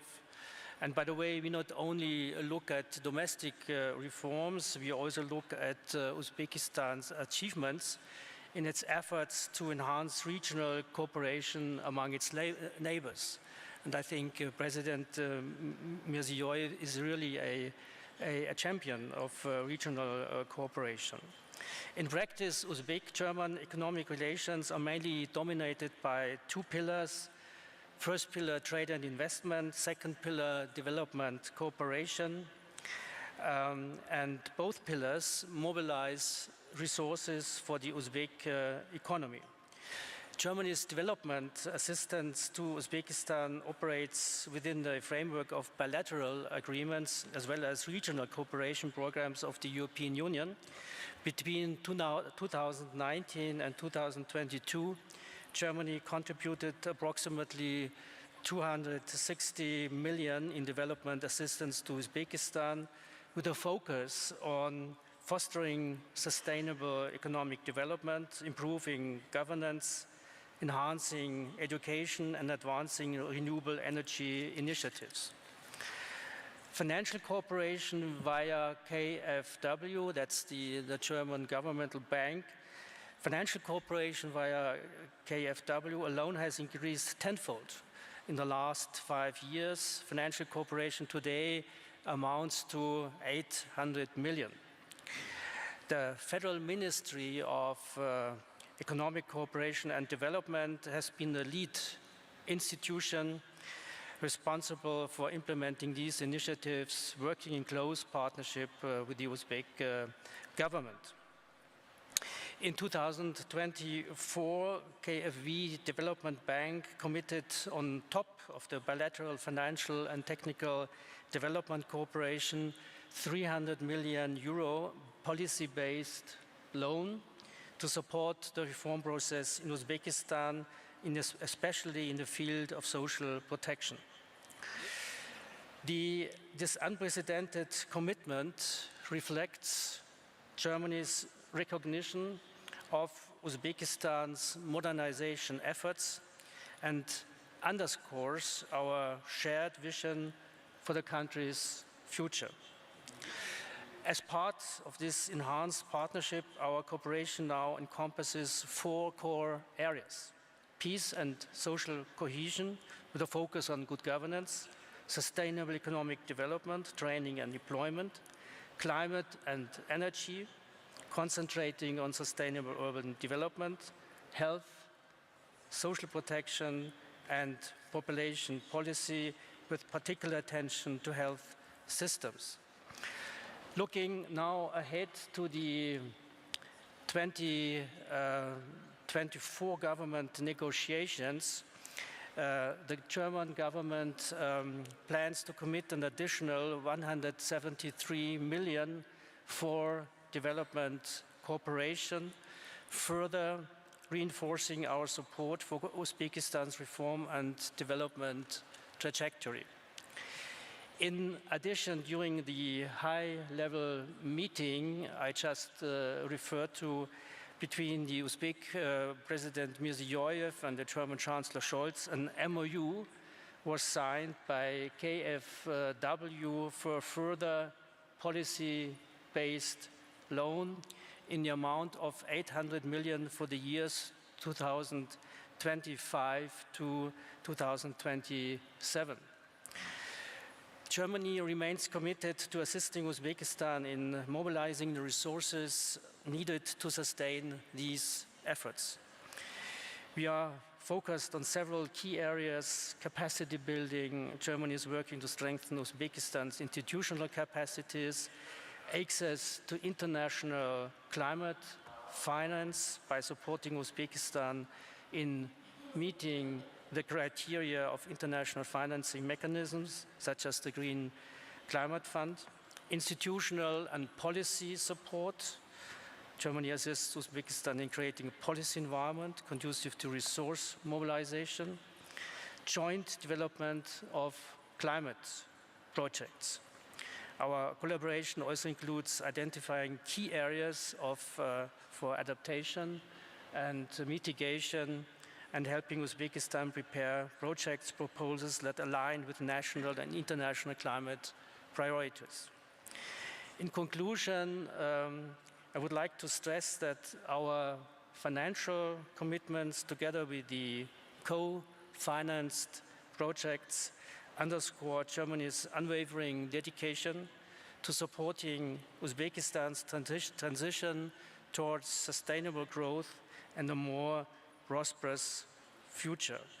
We also would like to support Uzbekistan's role as a center of gravity, a center of stability in Central Asia. Thank you very much. Thank you very much indeed, Ambassador. Let's turn now to Nodebek Husanov, First Deputy Director of the Office for Management of State Assets of Uzbekistan. Nodebek, there is a lot going on in this sector with a lot of movement expected in the coming years on some state assets. Good afternoon, dear participants of this panel session, distinguished guests, dear ladies and gentlemen. With your permission, I would like to make my presentation in Russian. Уважаемые участники данного мероприятия, дамы и господа. Ladies and gentlemen, first of all, I would like to thank you for the provided opportunity to shortly present the activity of the Asset Agency of the Republic of Uzbekistan and the reforms being conducted on development of the entrepreneurship and involvement of the private sector. Our agency is the executive body authorized for conducting control of the assets, privatization of SOEs, and assessment of the bankruptcy rate and other things. We have conducted the number of reforms to ensure the investment climate and secure the property of foreign investors. Uzbekistan, due to the geographical location and rich natural resources, qualified labor force, is one of the dynamically developed country in Central Asia, which was highlighted by the previous speakers, taking into account the globalization of the economy and the effectiveness of the conducted reforms in our country, which directly impact the process of privatization and the state assets management. If we talk about legislative basis, first of all, the property rights are being ensured by the Constitution, and the legislative base has been enriched and secured. In 2023, we have adopted the law on the state assets management based on the best practices of the corporate management, recommendation of the international financial institutions and the international organizations of government property. And regarding the ensuring the property and rights of the foreign investors, the number of preferences and benefits were reconsidered in our country. There's more than 2,000 enterprises participating in these reforms, and in the consideration of the WTO accession and with the consideration of the priorities of the strategy up to 2030, we are planning to decrease number of SOEs 6 times, and in the close cooperation with the international financial institutions and consulting companies, we have developed and adopted in February this year the new law on privatization of the state assets, which was based on the previous law of 1991, and this was done to ensure the transparency, equality, and competitiveness, elimination of the corruptions, which are the main principles of the privatization. The law defines the auction, trade, procedures, and repatriation of the foreign currency, which is guaranteed by the law and Constitution of the Republic of Uzbekistan. Accepting and adoption of these fundamental regulatory documents are improving the investment climate in Uzbekistan. And if we compare for the last decade, starting from 2010 and 2019, the assets sold for this year is 100 million, and for 2021-2023 is 2.4 billion US dollars. It's 10 times much more higher compared for the previous period, and we have sold more than the assets for more than 20 trillion, 20,000 billion US dollars, and this also provide the impetus for the attracting the foreign investors into this process. In particular, the foreign investors bought 26 large enterprises for 1.3 trillion US dollars, and one of the successful projects is the privatization of the state-owned banks, Ipoteka Bank, Uzagra Bank, and another small bank, which is Poytacht Bank. Coca-Cola Company privatization, the oil and gas processing industry in Navain, Fergana, Azot, cement production, tail production in Tuscan region, glass production plant, and so on. This allowed to improve the capitalization and the cost of the assets, activated the process of the transformation, and improved the operational economical activity, contributed to the introduction of the modern methods of the corporate management. In the beginning of this year, we understood that the privatization will contribute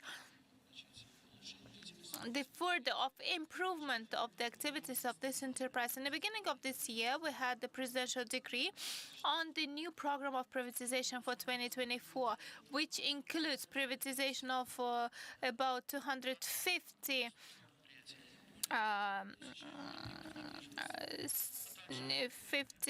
equities of different and shares of different organizations, and the public trade, share trade as IPO, SPO is being done, as well as in other international exchange trades. And afternoon, we will have presentation on the public trade, exchange trade, based on the principle like one share per year, per capita, which will contribute to development of the wide class of the shareholders amongst the all groups of population.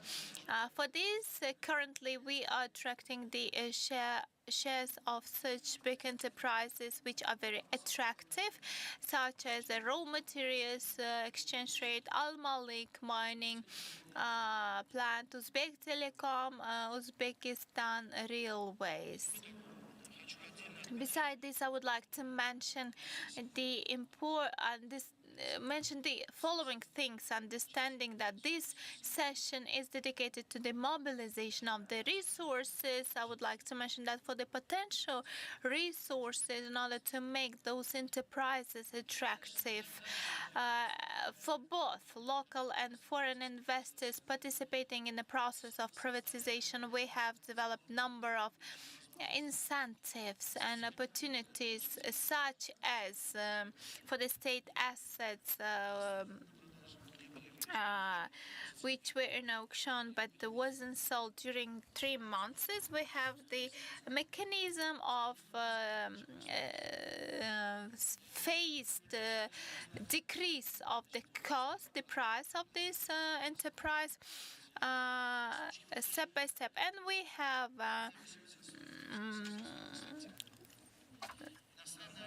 payback period for the partially payment of the cost. And of course, the another option is to pay in a foreign currency, which was introduced recently. The participation in the auction, or through the electronic auction or through the trade exchange, can be done remotely 24/7.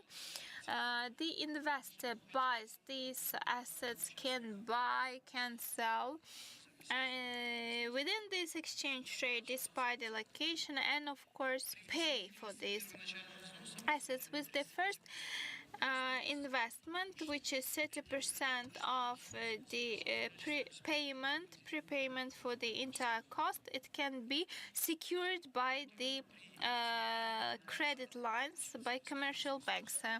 For the whole say, like for the entire payment, we are providing the discount equal to the refinancing interest rate by bank if the investor is ready to pay within 1 month. So we are providing discount 13% interest rate, which is in refinancing interest rate of banks. So currently in our platforms, we are selling more than 1,000 state assets in different fields: finance, chemical industry, oil and gas, transportation, energy, tourism, construction materials, automobile construction, insurance agencies, and so on.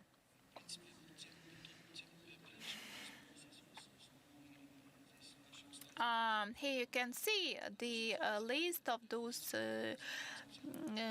assets on the slide of my presentation, and I would like to mention that this kind of activities are serving as a good platform to accelerate privatization process in Uzbekistan and catalyzing the further interest and participation and attracting of the foreign investors in this process. By conclusion, I would like to thank you for the provided opportunities to shortly provide the glance on the measures being conducted in our country. And taking this opportunity, I would like to call for your proactive participation in the process of privatization of our country. Thank you very much. And let's stay with what the government is doing and hear from Timur Komilov, the Deputy Minister at the Ministry of School and Preschool Education. Thank you very much. Assalamu alaikum, esteemed guests, dear participants. I stand before you today to address a matter of paramount importance: the urgent need for infrastructure resource mobilization for public education sector in Uzbekistan. As we strive to realize our ambitious education agenda, we must confront that reality that the education is inextricably linked with the physical learning spaces with schools. And we all aware that Sustainable Development Goals, which are defined by UN, United Nations, and scope the development agenda of all countries, require to build and upgrade education facilities that are child, disability, and gender sensitive, and provide safe, non-violent, inclusive and effective learning environments for all. Furthermore, the World Bank 2019 study suggests that students in enhanced schools, they have better results, better outcomes. All these factors urge us to build a holistic and multifaceted approach to create new education buildings and new education environment. We have to confess that in the meantime, Uzbekistan faces a pressing challenge because our rapidly growing population, especially student population, is indeed straining our existing schools. To put this into perspective, by 2026, we need to create over 1.2 million student places and over 600,000 preschool places. That means that even meantime, this academic year alone, we are already lacking 1 million student places in our public schools. Data from records paints a real picture that 73% of preschools only 73% of preschools, they have access to centralized source of drinking water, and 25% of them are connected to central sewage system. Similarly, in general secondary schools, only 55% have access to clean drinking water through central pipes. And we have to admit that 70% of public schools, they are equipped with modern PC equipment, which are mostly done since 2018, which means that last 6 years the government started allocated a great amount of expenditures, and 70% of schools, they have modern PC equipment.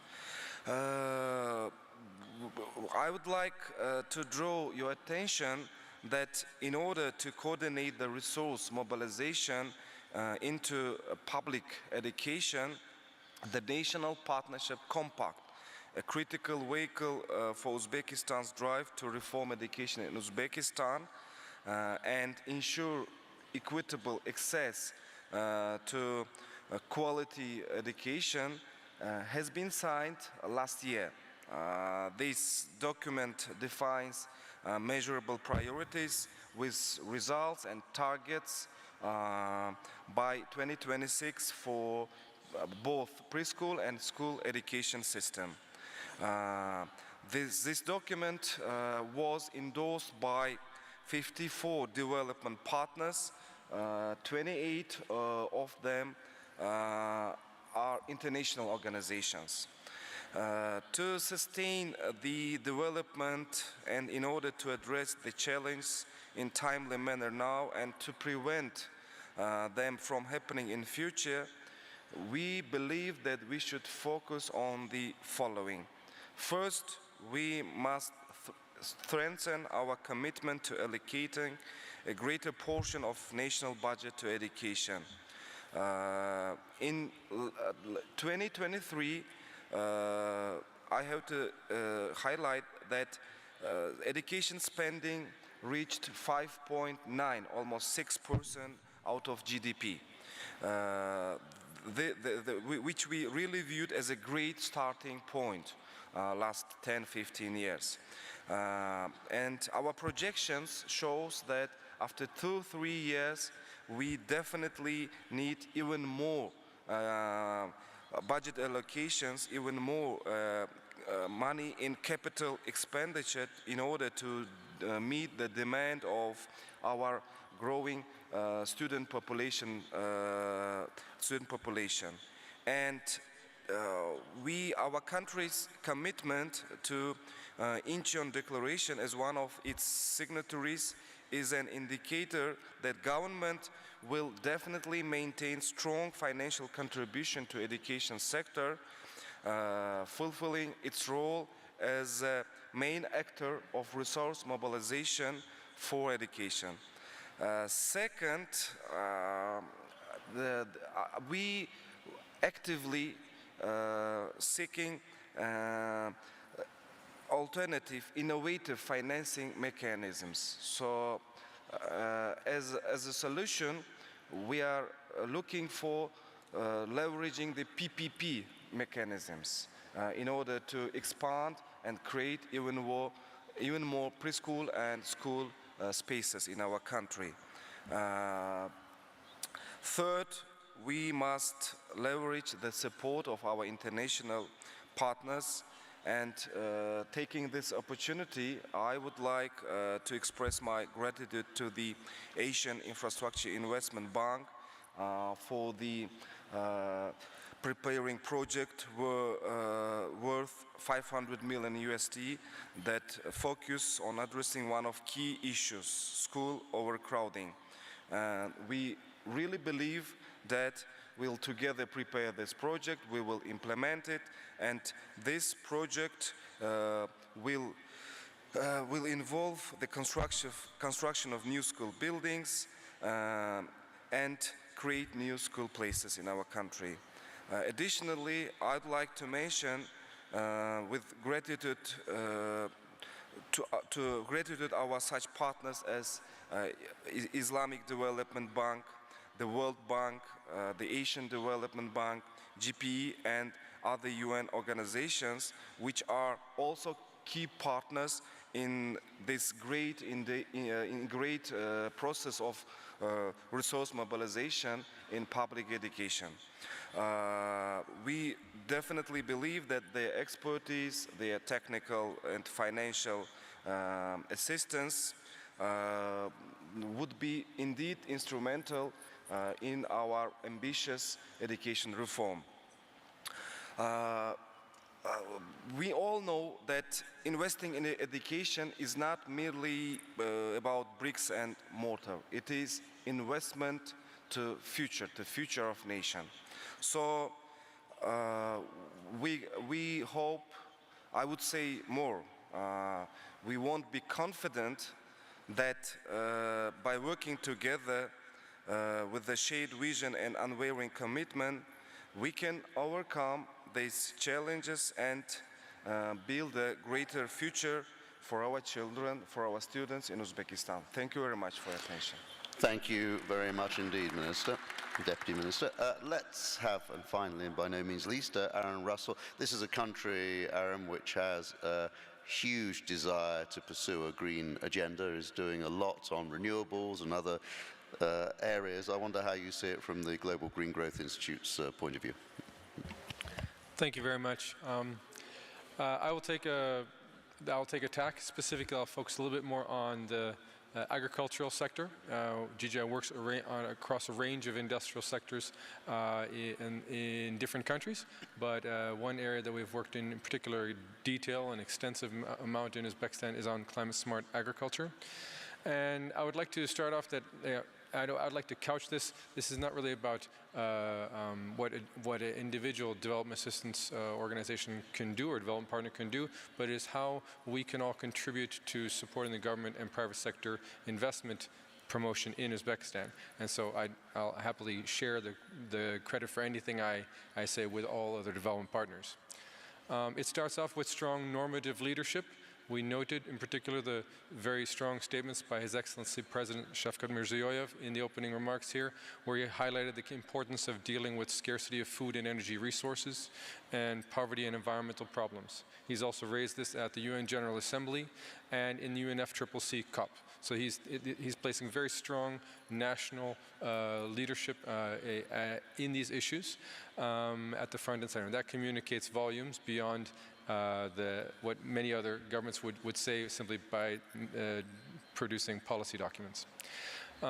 Then this has been, the green economy transition has been particularly led by the Ministry of Economy and Finance initially through the Green Economy Transition Strategy. And this was then incorporated across the whole of the economy in the new Uzbekistan Strategy 2030. So we see a very strong cross-sectoral, government-wide commitment to promoting a green economy transition.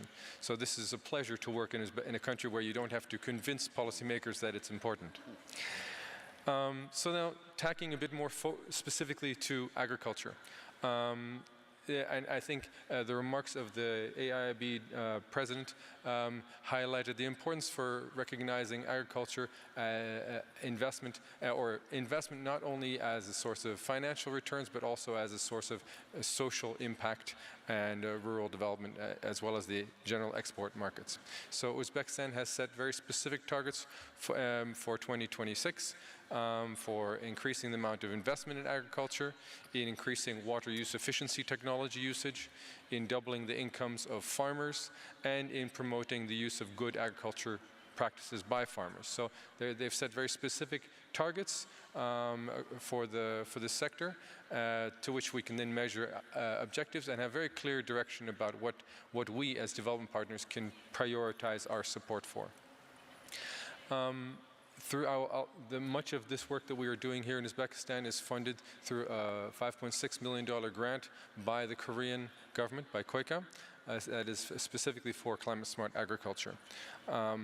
In part of this work, we are working with the Ministry of Agriculture and Ministry of Investment, Infrastructure and Trade to identify a pipeline of agriculture investment projects that could be prioritized for climate smart and climate resilient agriculture. The overarching target for 2026 was to stimulate an investment of up almost $1 billion. I think the government, the pipeline of projects that we have is well above that. And so I think there's a very healthy demand for developing projects, in particular for, we estimate roughly 40% focused more on agricultural crop production, but at least 25% on the food sector and agro-industrial sectors, and then other sectors as well. But I think that latter is, I think, of particular value for promoting export markets and value addition through Uzbekistan's abundant agricultural production.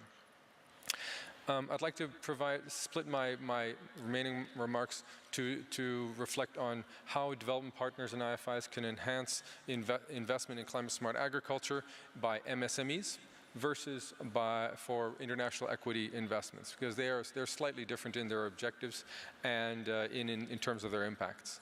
It does have to always start with developing a rigorous evidence base. And this is the chairman of the AIIB highlighted from the outset, and many speakers have said one of the biggest challenges that we have is insufficient information to demonstrate that projects are bankable and that they will achieve the objectives intended. So in GGI, we have developed our 3 returns analytical framework that assesses the returns on investment in terms of financial, certainly, but also social and environmental capital returns. And that's critical for going beyond the limited framework that risks neglecting social impacts and environmental capital outcomes. So and this is, I think, a key thing that we're not unique in this. The World Bank, FAO, many UN agencies, GIZ, conduct assessments that try to demonstrate the multi-sectoral impacts of agricultural innovation and adoption. And we think that, but this is a critical element to take us beyond just the limited short-term economic calculus used by investors otherwise. In terms of specific support for MSMEs,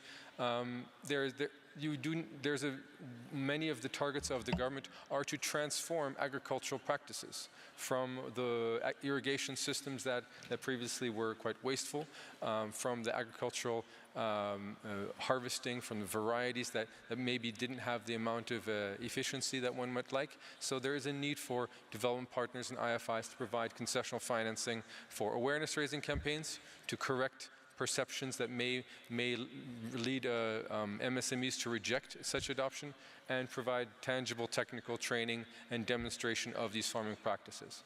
We've done over 17,000 awareness-raising activities, or we've targeted 17,000 people with awareness-raising activities targeting youth, women and men and disadvantaged people. We've done almost 1,000 trainings of farmers on climate-smart agriculture. We have a social media campaign that's reached over 150 million views for these technologies. We need this approach to change awareness and perceptions before people can adopt models. And then we have implemented 5 different climate-smart agriculture demonstration farms through different types of PPPs, different types of partnerships, to demonstrate that it is technically feasible, that it will have the economic returns intended. And then but this cannot all be done person by person. The growing access to digital platforms and digital literacy in country is a key opportunity that remains to be fully exploited. We've developed a digital platform to disseminate information, access to finance, to technology, to market prices, and we hope to work with partners to scale up such initiatives.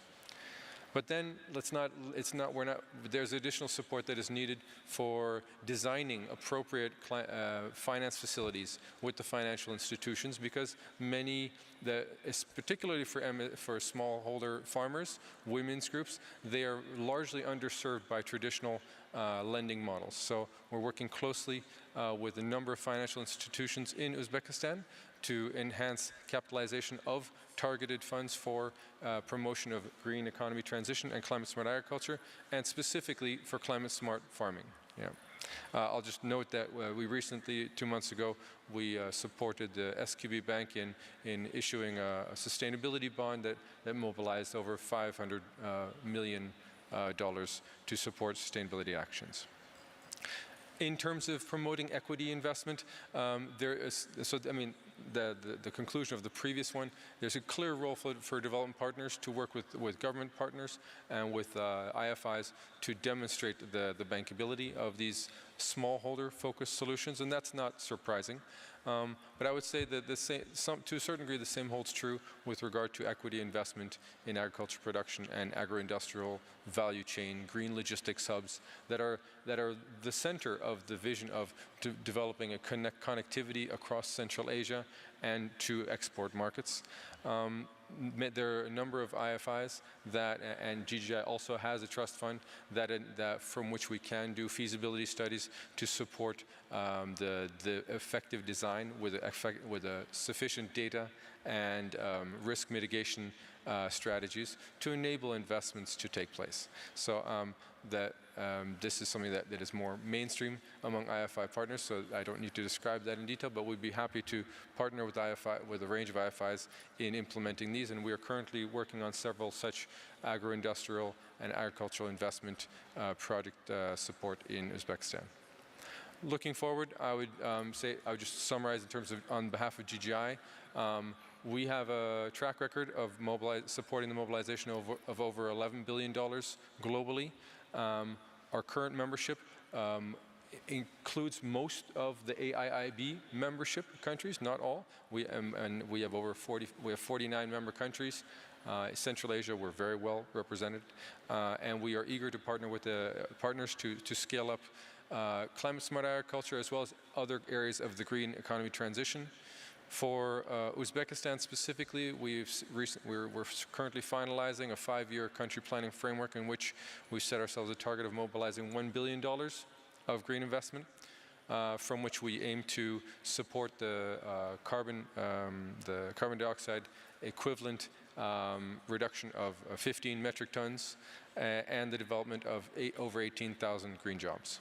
So we are eager to share experiences with partners across Central Asia, certainly, particularly based on what we have done here on climate-smart agriculture, what we've done extensively in Mongolia on energy efficiency in buildings and ESCOs, but also with other AIIB member countries around the world. And I would just also like to mention, as the Belt and Road Initiative has been specifically highlighted a number of times, GGI has also signed several agreements to support identification of projects that could be greened for under the Belt and Road Initiative. So I'll be happy to discuss this as well.